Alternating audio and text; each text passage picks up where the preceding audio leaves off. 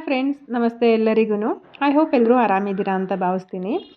ನಾವು ಕೆಲವೊಂದು ಟೈಮಲ್ಲಿ ಮದುವೆ ಫಂಕ್ಷನ್ಸಿಗೆ ಅಥವಾ ಹೊರಗಡೆ ಏನಾದರೂ ಫಂಕ್ಷನ್ಸಿಗೆ ಅರ್ಜೆಂಟಾಗಿ ಹೋಗಬೇಕಾಗಿರುತ್ತೆ.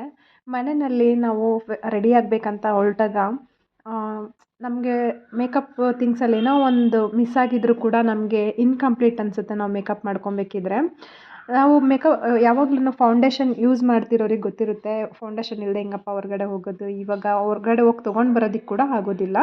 ಸೊ ಅದಕ್ಕೋಸ್ಕರ ಇವಾಗ ಮನೆಯಲ್ಲೇ ಇನ್ಸ್ಟೆಂಟಾಗಿ ಯಾವ ರೀತಿ ನಾನು ಒಂದು ಫೌಂಡೇಶನ್ BB ಕ್ರೀಮ್ ಅಂತ ಏನು ನಾವು ಹೇಳ್ತೀವಿ, ನಾವು ಯೂಸ್ ಮಾಡೋರಿಗೆ ಅದು ತುಂಬ ಕಂಫರ್ಟಬಲ್ ಆಗಿರುತ್ತಲ್ವ. ಸೊ ಅದನ್ನು ಹೊರಗಡೆಯಿಂದ ತೊಗೊಂಡು ಬರೋದಕ್ಕೆ ಟೈಮ್ ಆಗಿಲ್ಲ, ಒಂದು ದಿನಕ್ಕೋಸ್ಕರ ನಾವು ಮನೆಯಲ್ಲೇ ಇನ್ಸ್ಟೆಂಟಾಗಿ ರೆಡಿ ಮಾಡ್ಕೊಬೇಕಂತ ಹೇಳಿದ್ರೆ, ಈ 3 ಇಂಗ್ರೀಡಿಯೆಂಟ್ಸ್ ಇದ್ದರೆ ಸಾಕು, ನಿಮ್ಮ ಹತ್ರ ಆರಾಮಾಗಿ BB ಕ್ರೀಮ್ ರೆಡಿ ಆಗಿಬಿಡುತ್ತೆ 2 ನಿಮಿಷದಲ್ಲಿ.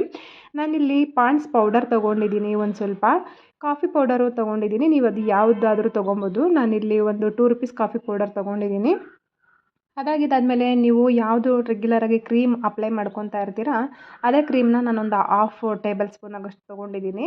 ಇದಕ್ಕೊಂದು ಸ್ವಲ್ಪ ಇವಾಗ ನೀರನ್ನ ಆ್ಯಡ್ ಮಾಡಿಕೊಂಡು ಚೆನ್ನಾಗಿ ಒಂದು 2-3 ಮಿನಿಟ್ಸ್ ಇದನ್ನು ಚೆನ್ನಾಗಿ ನಾವು ಬ್ಲೈಂಡ್ ಮಾಡ್ಕೊಬೇಕು. ನೀಟಾಗಿ ಮಿಕ್ಸ್ ಆಗಬೇಕು ಇದು, ಏಕೆಂದರೆ ಅದು ಕಲರ್ ಕೂಡ ಚೇಂಜ್ ಆಗುತ್ತೆ. ಆ ಥರ ಒಂದು 2-3 ನಿಮಿಷ ನಾವು ಈ ಥರ ಬ್ಲೈಂಡ್ ಮಾಡಿದ್ವಿ ಅಂತಂದರೆ ಫುಲ್ ಕಲರ್ ಚೇಂಜ್ ಆಗಿಬಿಡುತ್ತೆ. ನನಗೆ ಫುಲ್ ಆಶ್ಚರ್ಯ ಆಯಿತು, ಇಷ್ಟು ಚೆನ್ನಾಗಿ ಮನೆಯಲ್ಲಿ ನಾವು ಮಾಡ್ಕೊಬೋದಾ ಅಂತ ಹೇಳ್ಬಿಟ್ಟು. ನೋಡಿ, ಇದನ್ನು ಕೈಗೆ ಸ್ವಲ್ಪ ಅಪ್ಲೈ ಮಾಡಿ ಕೂಡ ನಿಮಗೆ ತೋರಿಸ್ತೀನಿ ಯಾವ ರೀತಿ ಕಲರ್ ಶೈನಿಂಗ್ ಬರುತ್ತೆ ಅಂತ ಹೇಳ್ಬಿಟ್ಟು. ತುಂಬ ಅಂದರೆ ತುಂಬ ಚೆನ್ನಾಗಿದೆ.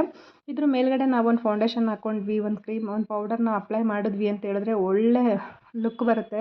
ನಾವು ಪಾರ್ಲರ್ಗೆ ಹೋಗಿ ರೆಡಿಯಾಗಿದ್ದೀವಿ ಅನ್ನೋ ಫೀಲಿಂಗ್ ಕೂಡ ಬಂದುಬಿಡುತ್ತೆ. ಅಷ್ಟು ನೀಟಾಗಿ ಇದು ಅಪ್ಲೈ ಮಾಡ್ಕೊಬೋದು.